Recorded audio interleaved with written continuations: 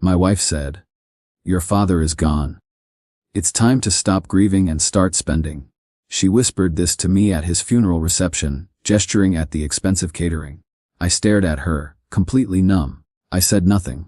My father's lawyer will explain the will's infidelity clause to her on Monday. Thank you for watching. Your support matters.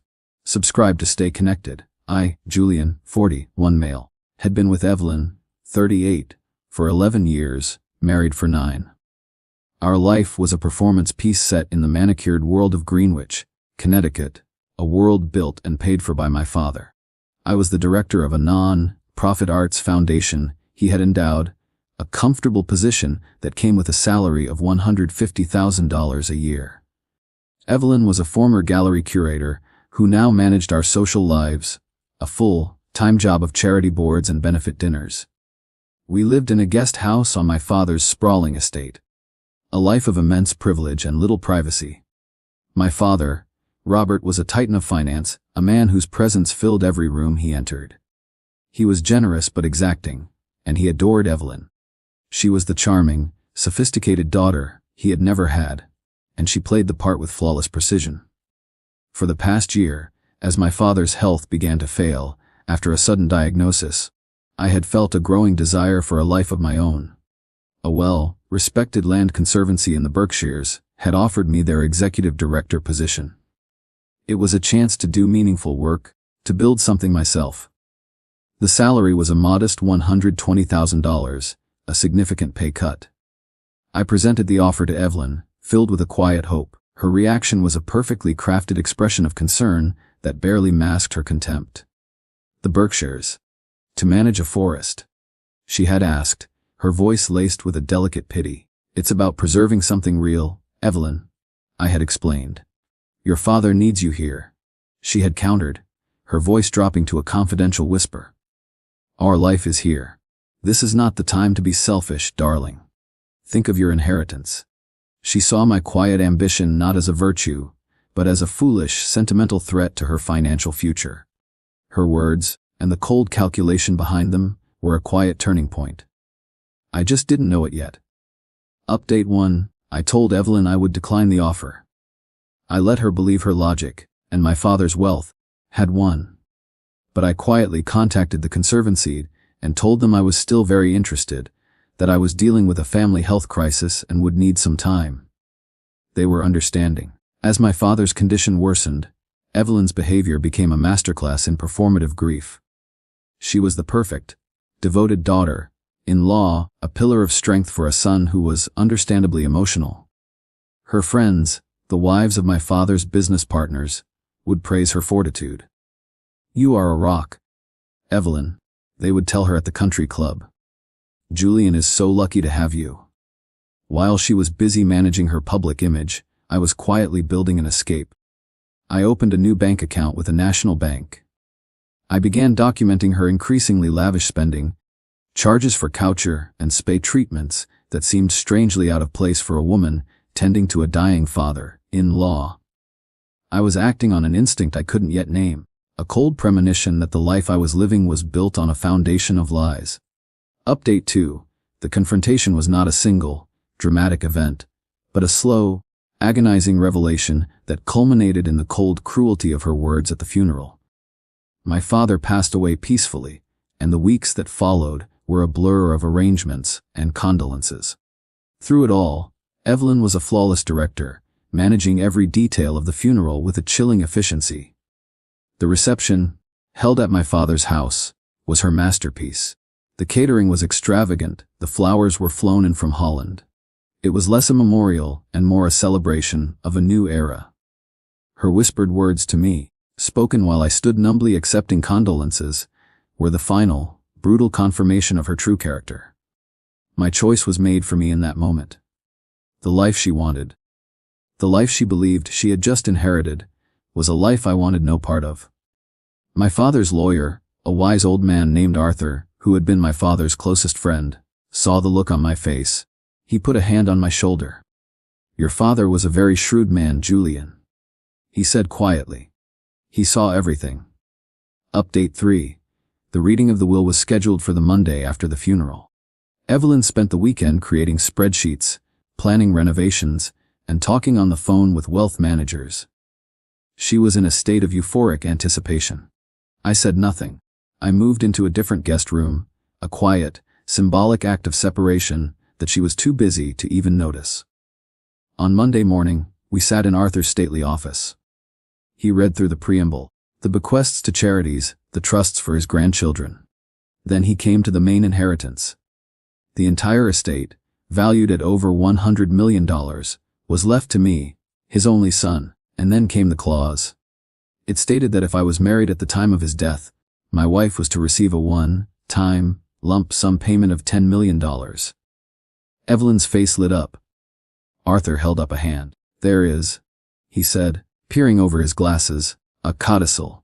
He then read the infidelity clause. It stated that the $10 million spousal bequest was null and void if, in the 6 months prior to his death, the spouse had engaged in an adulterous affair. He then opened a thick file folder and placed a series of photographs on the polished mahogany table. They were of Evelyn with one of my father's younger business partners. The photos were clear, professional, and damning. My client, Arthur said, his voice quiet but firm, was a thorough man.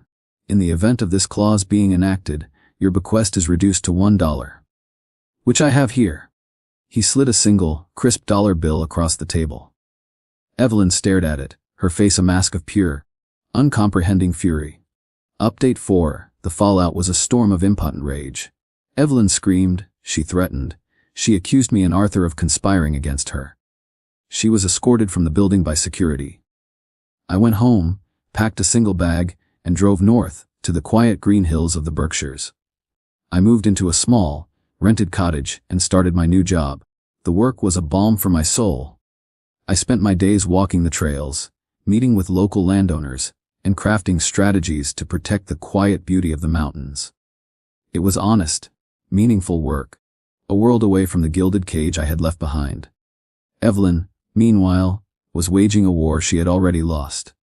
Her friends, the same ones who had praised her devotion, abandoned her the moment the scandal became public.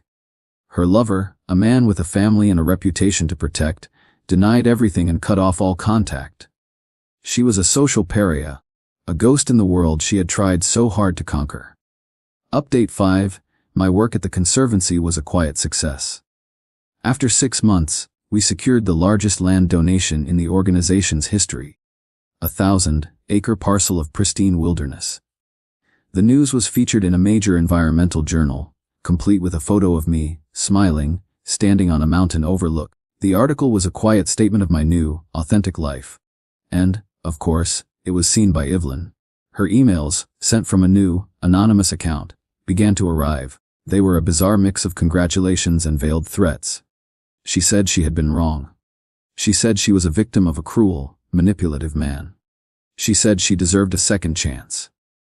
My family, the aunts, uncles, and cousins who had been caught in the crossfire, now rallied to my side. They had seen the truth, and they had seen my quiet dignity in the face of it. Their support was a quiet, steady anchor. Update 6, she appeared at my small, rustic office in the Berkshires. She had driven for hours, a final, desperate pilgrimage. She was dressed in a simple, modest way, a costume of contrition that was as false as her designer mourning clothes had been. Julian, she said, her voice soft and trembling. I was a fool. I was blinded by that world. I see that now. What do you want, Evelyn? I asked, my voice calm and even. I want this, she said, gesturing vaguely at the woods outside my window. I want a real life. With you. This is the life you called selfish, I reminded her. This is the life you said was a waste of my potential. I heard your words at the funeral, Evelyn. It's time to stop grieving and start spending. Those are the truest words you ever spoke to me. I paused, then added, you didn't love me. You didn't even love my father. You loved what he represented, and it's all gone. You have nothing left to sell. Update 7, her final act was a lawsuit, a desperate attempt to contest my father's will. She hired a notoriously aggressive lawyer, and claimed that my father had been mentally incompetent when he added the codicil. She accused me and Arthur of exercising undue influence. The case was a public spectacle, but a legal non-starter. Arthur's legal team presented the court with a mountain of evidence. They had sworn affidavits from my father's doctors, confirming his sound mind. They had testimony from his staff, detailing Evelyn's increasingly erratic and demanding behavior in his final months. The judge dismissed the case, and in a rare move, ordered Evelyn to pay my father's estate for all legal fees incurred. Her final, desperate gamble had left her not just defeated, but in debt. Update 8. A year later, my life was full and peaceful. The Conservancy had just been awarded a major national prize. I had met a woman named Hannah, a local veterinarian with a kind heart and a quiet strength. We had bought a small, historic farmhouse with a few acres of land, a real home that we were restoring together. I received one last, handwritten letter from Evelyn, forwarded by Arthur.